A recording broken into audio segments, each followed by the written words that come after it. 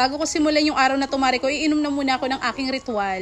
Syempre, Mari, daghan taganap karong adlaw, kaya maunang mo inom tag ritual para di ta magkasakit og dugay ba.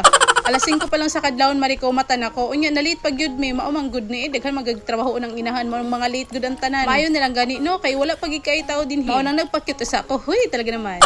Unya, karon Pinoy man ta, ingon alas 7, unya alas 8 naman, murag wa pa man sila. Morning si sir nag-start na. Gamay ra gyud na meeting, no? Unya, naghatagan na gyud og card. Aba si Kialin, tabi-tabi sa teacher, murag dili bagsak.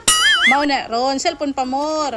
Pero joke ra gyud to, no? Pero kini si Kialin ba taas magigrado niya. Oh, nalipay na siya kay mao na nang iyang gusto. Unya karon human dito bigayon og card niya na pugod diri sa kabilang classroom kay siya na pud ang sunod. Nagmeeting lang saglit, Mari ko, tapos ito tinawag na nga ng teacher niya kung sino yung mga kasama sa awarding, bali 6 sila. Sabi nga ng teacher niya, base nga doon sa average yung pagtawag niya, isisiyan, Mari ko, pangalawa siya, ibig sabihin, huy, nakatap to ang person. Syempre, lipay na pud ang inahan. Unya karon nagingon man ang teacher na mag-picture taking, maoning ang inyong kumari nagpagwa pagamay. May nalang din nagpagwapa ko, no, kay naaday nakailas inyong kumari, huy, kinsa ba na?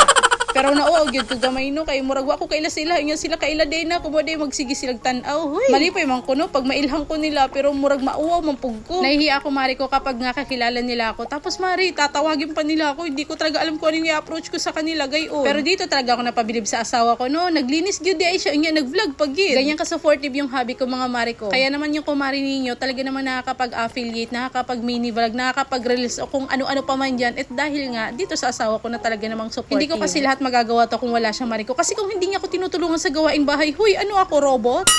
Tinutulungan niya pa nga ako sa lagay na yan, ha, pero nagkakasakit pa rin ang kumari ninyo, Diyos ko dahil. Isipin mo na lang, gagana yung utak mo, gagana yung kamay mo, lahat na lang gagana sa'yo. Ano pa bang hindi gagana sa'yo, dahil?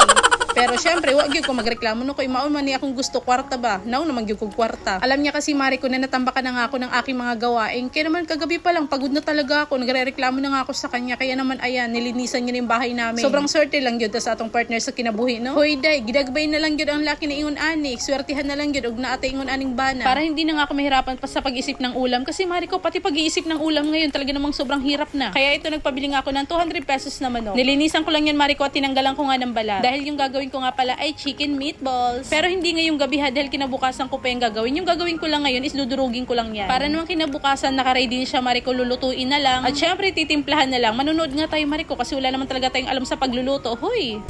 Matalas naman yung ginamit kong gunting dyan, kaya hindi na ako gumamit pa ng kutsilyo. Mas nadadalian nga ako dito sa paggayat gamit nga ang gunting. Yung gagamitin nga lang natin doon sa ating chicken meatballs is puro lang laman. Kaya naman ayan pinagtatanggal ko at yung mga buto ay hiniwalay ko na. Hindi ko yan maritatapon, ha, kasi tingnan nyo, meron pang kunting laman yan. Napakasayang, ihahalo ko ngayon sa gulay. Nilagay ko na muna yan sa ref, tapos ito, Mari ko, mag-grinder na tayo. At ito nga yung gagamitin ko ngayon, itong may Métis food processor. Buti na lang talaga, Mari ko, at meron na nga ako nito. Sobrang laking bagay talaga nito sa kusina. Multifunctional na kasi itong food processor. Pwede ka dito, Mari ko, magdurog ng karne, gulay, prutas. At syempre, pwede ko na rin magawa dito, Mari ko, yung paborito kong smoothie. Maganda siya kasi aesthetic, white. 3 liters na nga pala in-order ko, 4 na yung blade. May ganito na ako noon, Mari ko, pero may kwento nga yun. Alam nyo ba, nakain namin yung bubog niyan. Paano ba naman kasi nasama nga siya pag grinder? Pero nalaman ko nung nahugasan ko na kasi nga nabungi na yung pinaka-glass. Ano pa ba yung magagawa ko, Mari? Alangan naman idura ko, nalunok na ng bongga yun.